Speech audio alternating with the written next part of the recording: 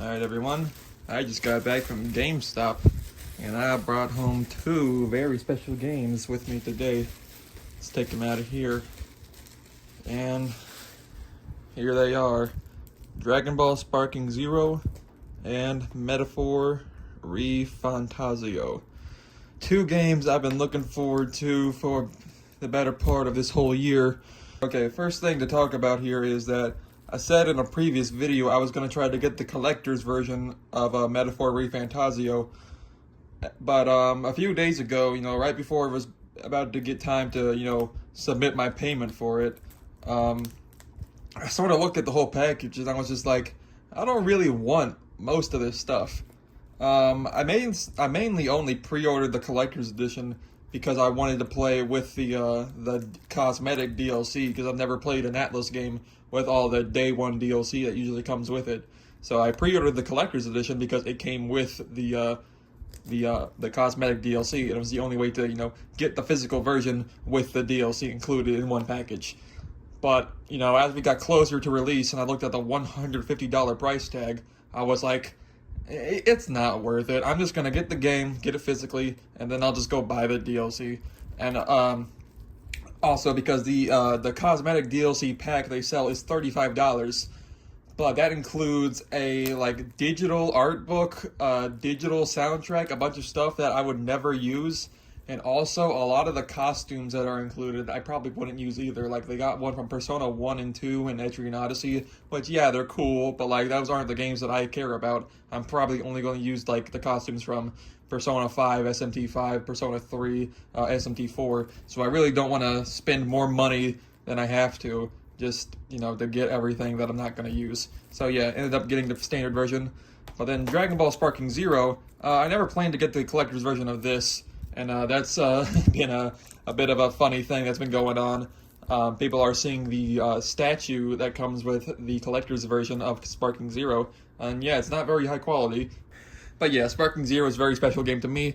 I used to play Budokai Tenkaichi 3 a lot. Matter of fact, I've got it right over there. I'm gonna go get my copy. Yep, this is my copy of Budokai Tenkaichi 3. I have it on the Wii. I never owned a PS2 as a kid. So yeah, this is my version of Budokai Tenkaichi 3. And yeah, this is one of my favorite games as a kid. I've always loved Dragon Ball Z. It was my first anime ever, and this was the first, I believe, the first Dragon Ball game I ever played. I'm glad I started off on Tenkaichi 3, although I don't think 1 and 2 were actually on the Wii. I think only 3 was on the Wii. So yeah, this was a amazing game as a kid, and I'm so glad to have the long-awaited sequel to it. Okay, that's enough talking about the games themselves. I want to take a look at the spines. And this is something that I am very happy to see with these two games. So if you know something about these two companies, Bandai Namco and Atlus, their previous releases, they have fallen into a kind of toxic habit where they will make the spines of their game boxes all black or all white with a default text. And, most people don't care about that. But, I'm one of the few people who is really bothered by games like that. Look at Persona 3 Reload. The front cover of that game is, nice and blue and everything, but then the spine is just black with default white text, and it's just, it doesn't look good, especially when you put these games on the shelf. All you see is the spine when they're on your shelf, and so when it's just, boring like that, it can bring down the overall quality of how the box looks. And I know that's something that very few people care about, but I do, and I am so glad to see Bandai Namco and Atlus give these games, very colorful and unique spines. As you can see, Dragon Ball Sparking Zero, it's a continuation of the front. Metaphor Fantazio is not a continuation of the front, and at first it looks like it's just, black with, a pretty interesting font for the logo. But as you can see, if I go very close in, there actually is a bit of design there. There's, some red lines, some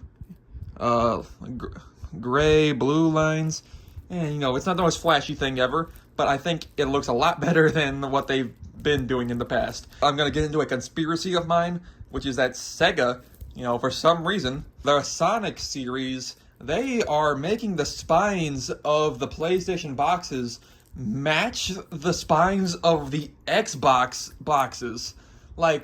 Sonic Frontiers and Sonic Superstars on PS5, the spines on those games are gray with white text, and it matches the Xbox spine for no reason. There's no reason it should be like that, and it looks terrible. And I have a conspiracy that, like, oh, because Xbox is trying to get in bed with Sega nowadays, maybe Sega is trying to, make some goodwill with them by making the spines on the PlayStation boxes, which, are usually really colorful and really cool. They're making the spines match the boring Xbox spines. And yeah, again, not something that anybody really cares about, but you know what? It bothers me. Yeah, that's me in a nutshell. Anyways, let's move on to the backs. I don't usually show the backs in these videos, but I think I should because, this is an unboxing. So it says, like, Break the Heavens, breathtaking 3D Dragon Ball battles, 182 characters, immersive stages, iconic and novel episodes. Yeah, very exciting things to get into. And then, Metaphor of Fantazio, Awaken, The Throne Sits Empty of the King's Assassination, Travel Beyond Fantasy.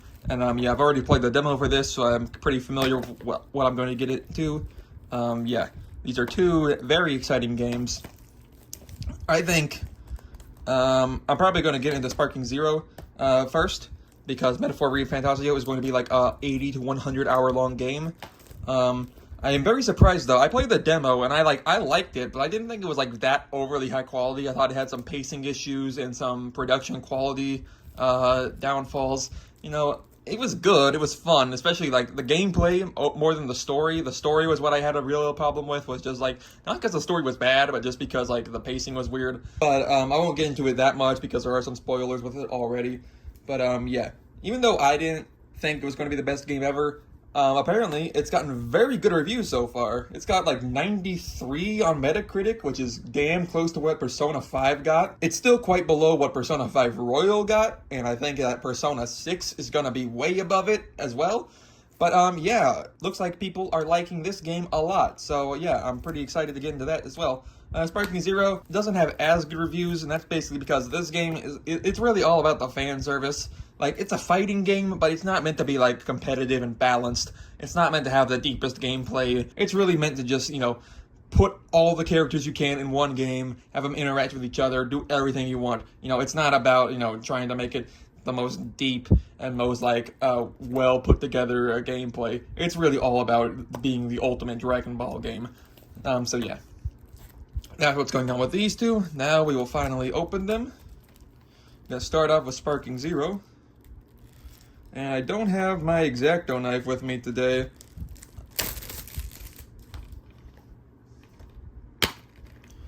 Okay, so I don't see anything over here, but we do see the disc. Yeah, still looks fairly cool. Yeah, I think that the Ultimate Edition has like a voucher or something over there, but it's fine. Now we will get into Metaphor Re Fantazio.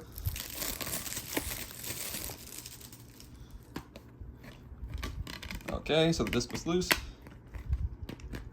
Oh, let's see this. Pre-order DLC pack. I did not pre-order this game. I picked it up from GameStop today without pre-ordering.